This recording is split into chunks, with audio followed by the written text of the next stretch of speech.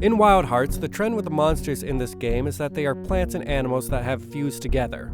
You can usually tell where the animal stops and the plant begins, but with the Dreadclaw, that line is very blurred and makes me question how the anatomy works. And the more that I've looked at it, the weirder that it gets. I don't understand the Dreadclaw.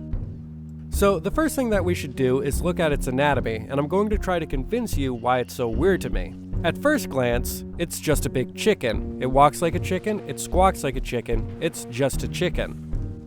But take a step closer to this chicken, and its tail is a big bush. It doesn't have feathers on its body, and its wings are useless. It has orange hairs and dragon scales on its legs, it's got spikes on its back, and it has a spiral pattern on a breastplate. Looking at its body closer, you can see that it looks like an old tree trunk and has dry grass on its belly. It's got bird crap on its tail and legs, and nowhere else on its body, which suggests to me that this walking tree trunk has a digestive system.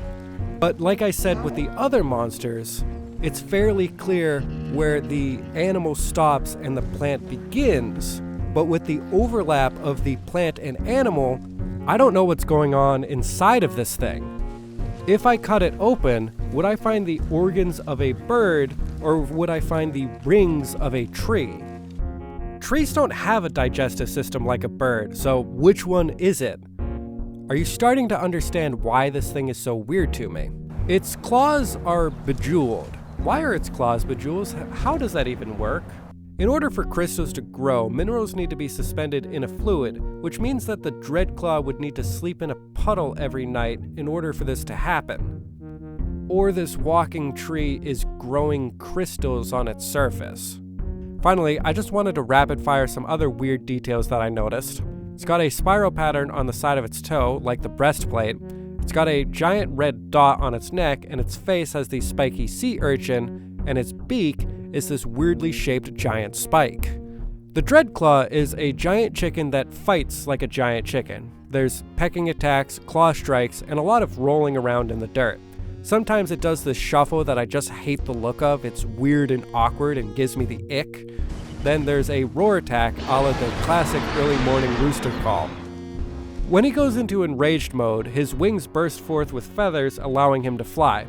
His airborne moveset has a lot of swooping and air strikes. There's one move where he throws cones at you, kind of like the spine glider. And during my recording, I caught a special move where he pins you to the ground and then pecks at you and kicks you away. Why is that kick so sassy? Generally speaking, I wouldn't say that this fight is very surprising, though it's an alright fight.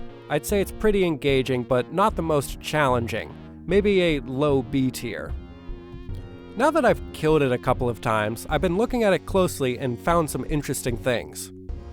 I've broken the tail, claws, corona, and comb, and getting to see their cross-sections of the flesh, I think I found some answers. When the corona got knocked off, we can see its real eyes, which are chameleon-like, which means the red dot on its neck are false eyes, a phenomenon seen in a lot of raptors. I imagine its weirdly shaped beak can be used to stab the heads of a predator that tries to bite it in its neck, meaning that this weird face of its is a defense mechanism. When not fighting, they would take a dust bath. It begins with them farting out something and then rolling around in the dirt. This is an actual bird behavior where they use an oil to clean themselves. Quote, "The oil secreted by the Uropygial gland performs many functions in the bird, including waterproofing and keeping the skin, feathers, and bill supple," end quote. Which means that the Dreadclaw not only shows signs of having a digestive system, but other specialized organs seen in birds. When the tail gets cut off, we can see that the inside is a rich green color, telling us that this is fresh plant growth. The claws getting broken reveal old tree rings, cracked and dry in texture. Both of these tell us that the plant parts of its body are plant parts, but not about the rest of it. But if we look at the comb, it's bright red inside.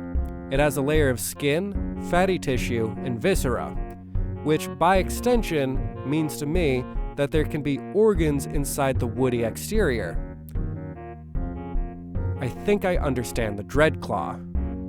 It has bird organs on the inside of it and woody bits on the outside of it. These woody bits can be used for camouflage and help it to blend into its environment, but it still has the organs of a bird and functions like one as such. It's taken me a month to write this script. There was a lot of this video that I had to remove because they were tangents that went a little too deep. The fact that it got me to think this deeply on it for this long means that this amount of research is really impressive to me.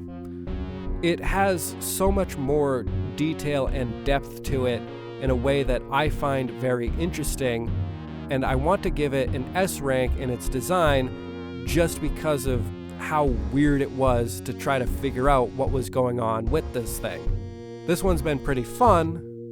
See you in the next one.